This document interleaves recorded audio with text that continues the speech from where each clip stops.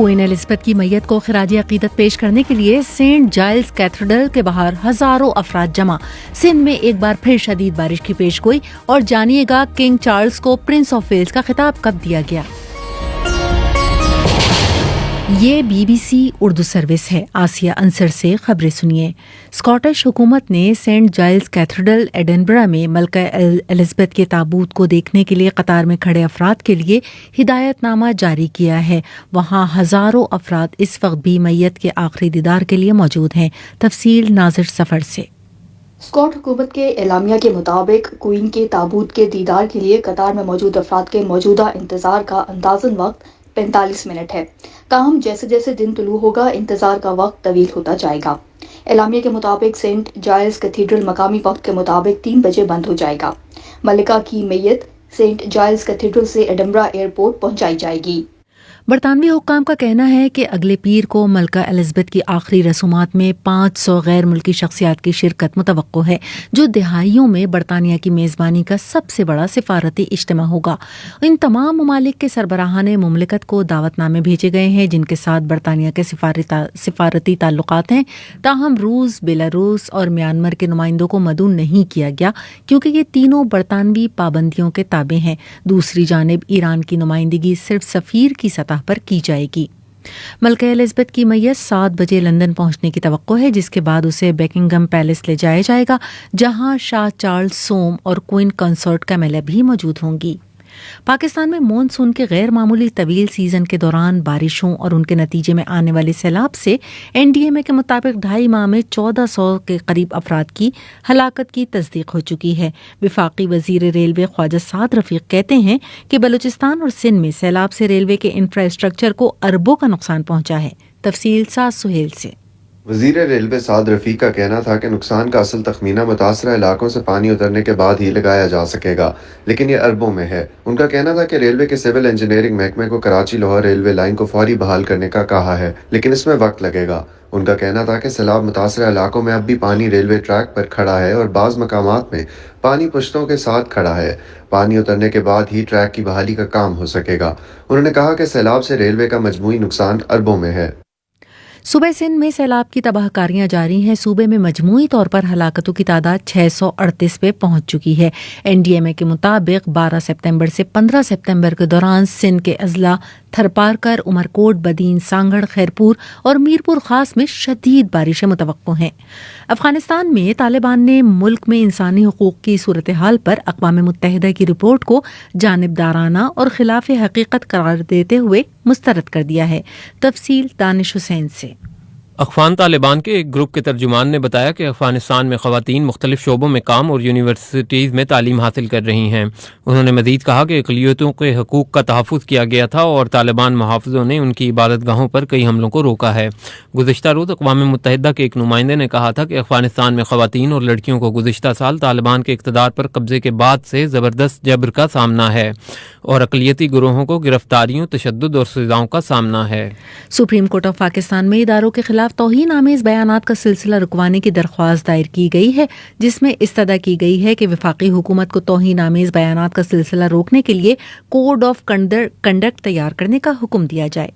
شاہ Charles سوم 9 سال کے تھے جب ان کی والدہ نے انہیں پرنس آف ویلز بنایا اور اس اعلان کا مقصد تھا کہ نوجوان شہزادہ چارلز اور ملک اس خیال سے پوری طرح واقف ہو جائیں. اس کے پیچھے مزید کیا وجوہات تھیں؟ سفر کی کہانی سنیے طرب اصغر سے.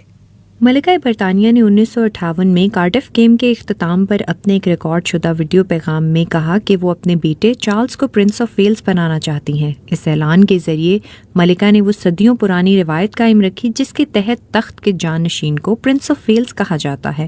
اور اب جب چارلز سوئم نے جمعے کو قوم سے خطاب میں پرنس آف ویلز کا خطاب اپنے بیٹے ولیم کو عطا کرنے کا اعلان کیا ہے، پرنس آف ویلز کا اعزاز پانے کے بعد شہزادہ ولیم کو اب یہاں کی تنظیموں اور فلاحی اداروں کے ساتھ تعلقات قائم کرنا ہوگا. شہزادہ ولیم اس مخاصمت کا سامنا بھی کریں گے کہ جس کا سامنا ان کے والد کو کرنا پڑا، جبکہ اس گرم جوشی کا بھی جو ان کے والد کو ملی. اور شہزادی کیتھرین کے لیے بھی کچھ مشکلات ہوں گی. انہیں پرنسس آف ویلز کا خطاب ملا ہے جو ولیم کی والدہ شہزادی ڈیانا کی پہچان بن چکا ہے. یہ BBC اردو سروس ہے.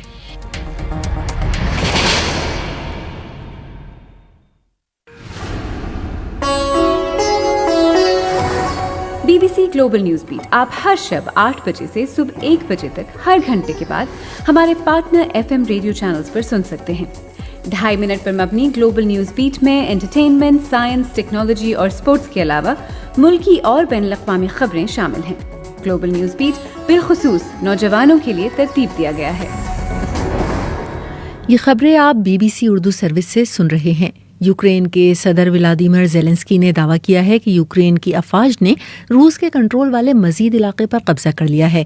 व्लादिमीर ज़ेलेंस्की के मुताबिक यूक्रेन के फौजियों ने सितंबर में मशरकी और जनूबी हिस्सों में रूसी कब्जे से 6000 मुरब्बा किलोमीटर से ज्यादा का इलाका वागुजार करवा लिया है और इस पर यूक्रेन पर कंट्रोल है। वाज़ेह रहे कि BBC यूक्रेन के सदर के इन दावों और आदाद-ओ-शुमार की आज़ादाना ज़राए से तस्दीक नहीं कर सका।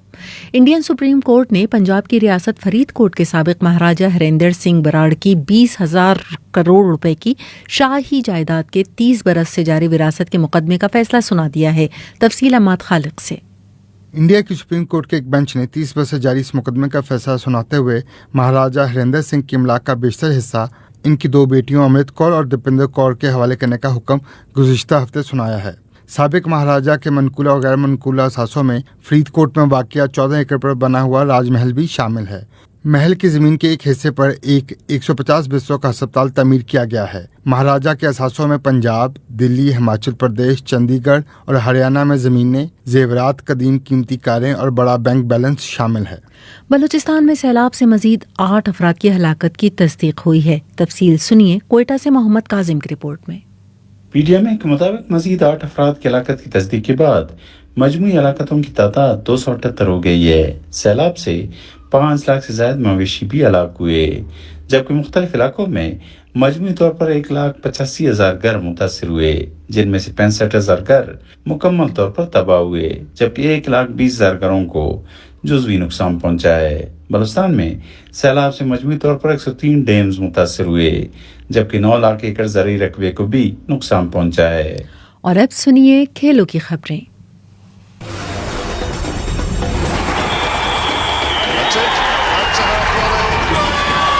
खेलों की खबरों के साथ मैं हूं अब्दुल रशीद शकूर। इंग्लैंड की क्रिकेट टीम जुमेरात के रोज पाकिस्तान के दौरे पर पहुंच रही है। ये उसका 2005 के बाद पाकिस्तान का पहला दौरा होगा।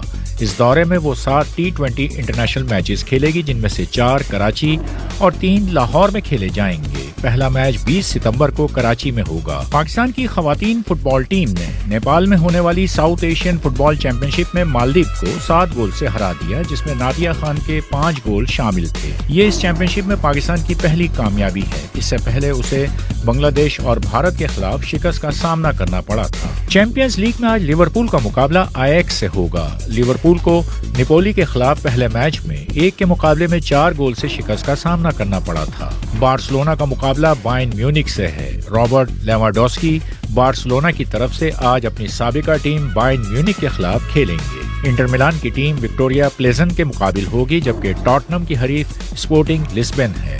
वुल्व्स की टीम ने डियागो कोस्टा से मुआहदा किया है, जो सिर्फ इस सीजन के लिए है।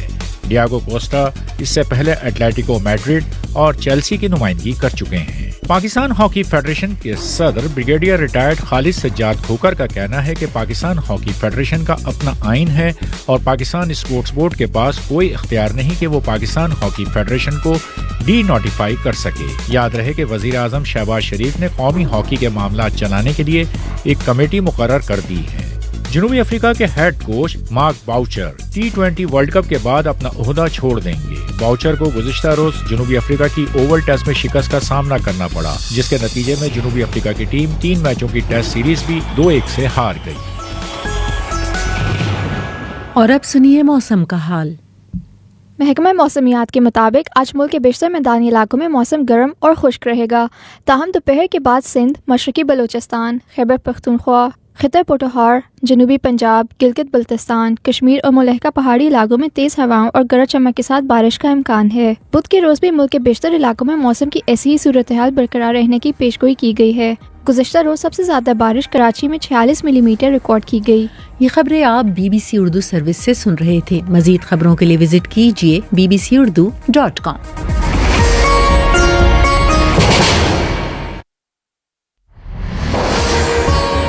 क्वीन एलिजाबेथ की मैयत